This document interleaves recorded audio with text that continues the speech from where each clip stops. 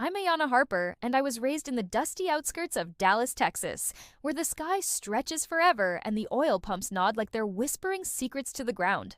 Our family owned a string of thriving ranches spanning the Texas Hill Country, passed down through generations of tough-as-nails ranchers. From the outside, we were the epitome of Southern success. Big barbecues, custom trucks, and enough land to make neighbors envious. But peel back the layers, and it was rotten. My parents, especially my dad, had a golden child, my older sister, Brooke. She got the best horses, the debutante balls, even a sprawling condo in Austin without lifting a finger. Me?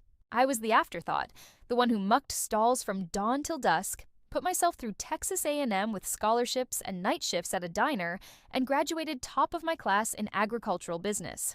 I figured hard work would earn their respect, maybe a stake in the family operation. But nope, I was always scraping by, invisible unless they needed a favor. The only one who truly believed in me was my grandmother, Evelyn.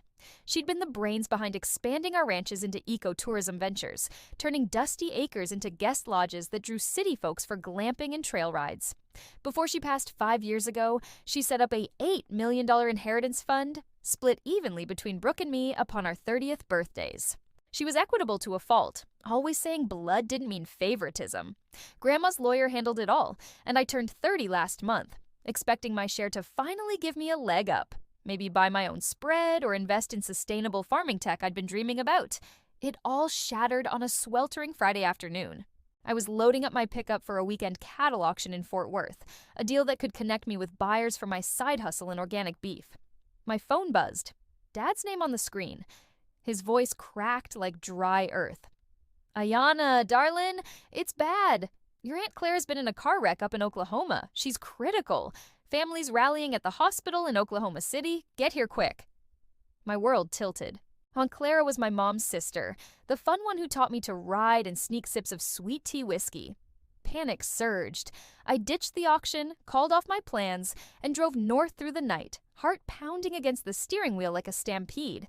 I burst into the hospital waiting room at dawn, disheveled and desperate, but there was no family cluster, no tear-streaked faces. Aunt Clara herself shuffled out from a vending machine, munching on chips, looking fit as a fiddle in her cowboy boots. "Ayana, what in tarnation are you doing here, sugar?" she asked, eyes wide. I froze, phone in hand. Dad said, "You were hurt bad, ICU and all." Her brow furrowed, and she pulled me into a hug that smelled of hay and home. Lord, no. I was at a rodeo in Tulsa yesterday. Healthy as a horse. Rage bubbled up slow, like oil from the ground. I dialed Dad, voicemail, Mom, same. Then I checked Facebook on a whim. Brooke's profile lit up. A group photo at a lavish dude ranch in Colorado, aspens glowing gold, everyone toasting with craft beers. Caption, "Harper family retreat goals, making memories in the Rockies." My parents, uncles, cousins, all there, grinning like they'd won the lottery. No room for me in that frame. I sank onto a bench, the betrayal hitting like a branding iron. They'd fabricated Aunt Clara's accident to sideline me from what was supposed to be a family bonding trip, probably discussing the ranch's future without my input. Why? Because Brooke was turning 32 soon, and they always prioritized her milestones. I drove back to Dallas in a haze, pulling over at a roadside diner to scroll more. Brooke's stories showed lavish dinners, horseback rides at sunset. Funded by what? My inheritance was due, but I'd heard nothing from the lawyer. That evening, I crashed at Aunt Clara's small farm outside the city, needing space from the lies. She brewed strong coffee and listened as I vented. "Something's off, Em," she said, her voice gravelly from years of yelling at cattle. "Your grandma was meticulous. Call that lawyer friend of yours." I did. Sarah, a sharp estate attorney I'd met through college alumni circles, tough as boot leather and twice as reliable. She drove over that night, boots thudding on the porch. We pored over old emails from Grandma's estate. Sarah's eyes narrowed. "Pull your bank alerts, girl, and let's subpoena the fund records quietly." By midnight, the truth unraveled like a frayed lasso. Statements flooded my inbox, courtesy of Sarah's connections. Transfers from the inheritance account siphoned over months. $200,000 for Brooke's luxury wedding venue in Aspen? Wait, Colorado again? It clicked. The retreat was her pre-wedding bash, disguised as family time. More outflows, $300,000 for her fiancé's startup ranch app, $150,000 for custom jewelry.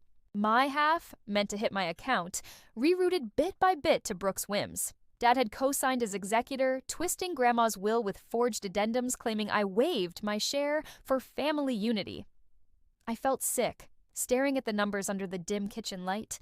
All those years branding cattle in the heat, saving pennies while they lavished my future on her fairy tale.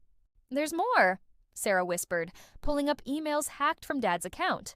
Ethically, she assured me, via a warrant preview. They were planning to merge the ranches under Brooke's name solely, selling off my grandmother's original homestead to fund expansion. "They're erasing you, Ayanna. Tax evasion too, hiding it offshore in the Caymans." Aunt Clara slammed her fist on the table. "Those snakes! Your grandma would roll in her grave."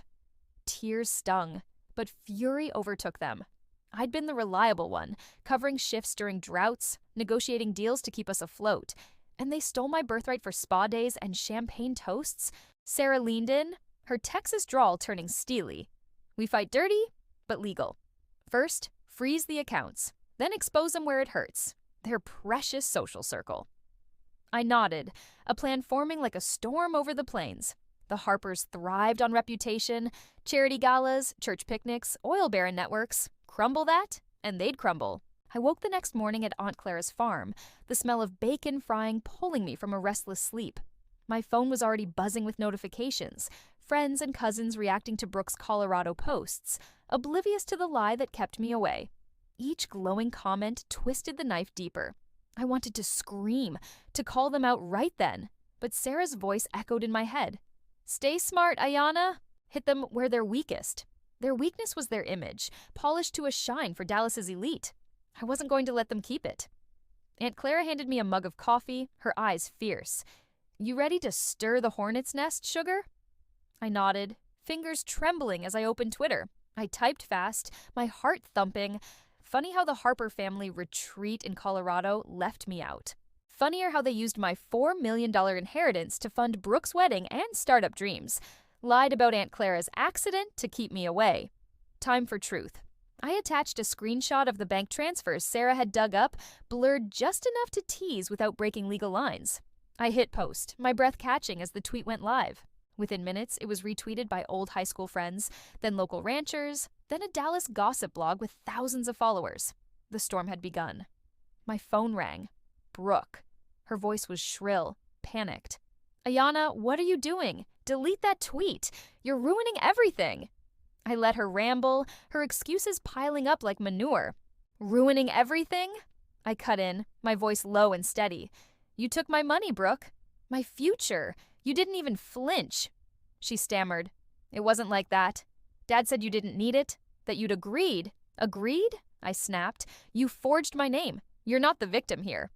I hung up, my pulse racing. Next was Mom, her tone icy. "Ayanna Harper, you're tearing this family apart. Take it down or you'll regret it." I laughed, bitter and raw. Regret? Like working my whole life for a family that stole from me? I'm done, Mom. By noon, the fallout was wildfire. Local news picked up the story, sniffing around Harper Ranch's finances. Ranch hands I'd worked alongside for years texted me, sharing whispers of unpaid bonuses and shady land deals Dad had swept under the rug. Sarah filed an emergency injunction to freeze the inheritance fund and halt the ranch merger to Brooke. She found a clause in Grandma's estate papers. If fraud was proven, the executor, Dad, lost all control and the assets reverted to the heirs. That meant me. I clutched that document like a lifeline, my ticket to justice.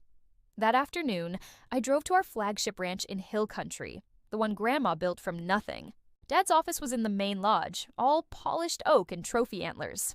I pushed open the door, Sarah and Aunt Clara flanking me like a posse. Dad was there, hunched over a laptop, Mom beside him sorting papers. They froze when they saw me, Dad's face turning beet red.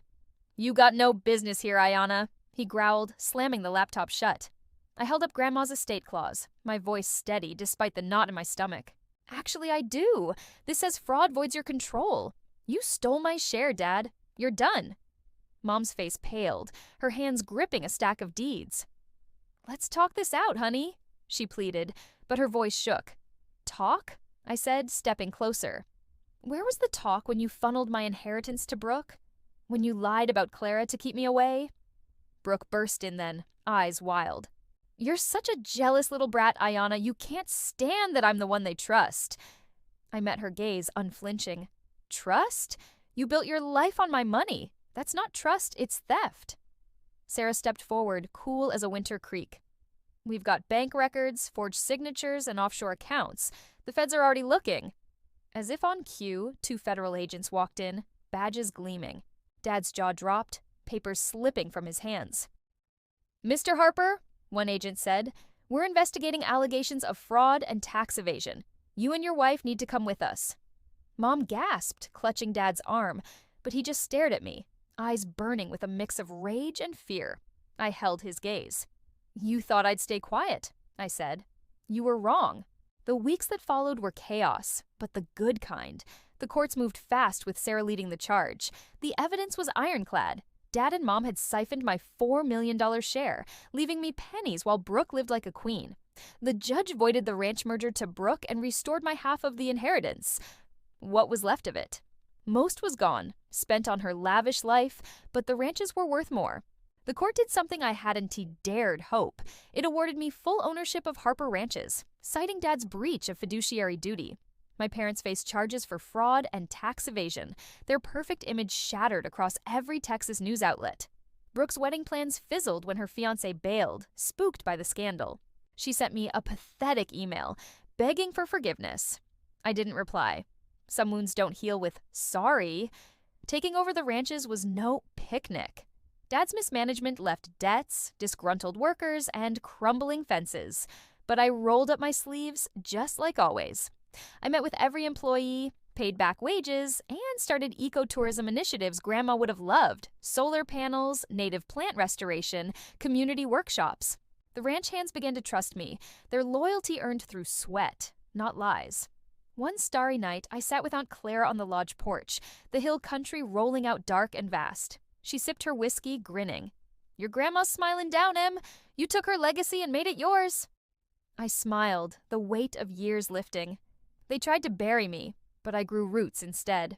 To everyone who's followed this story, thank you. You've walked with me through the betrayal, the fight, and the moment I claimed my place. If this stirred something in you, the sting of being overlooked or the fire of standing tall, hit that subscribe button. Every story we share is about facing the truth and building something stronger from the ashes. Keep forging your path, and I'll see you on the next one.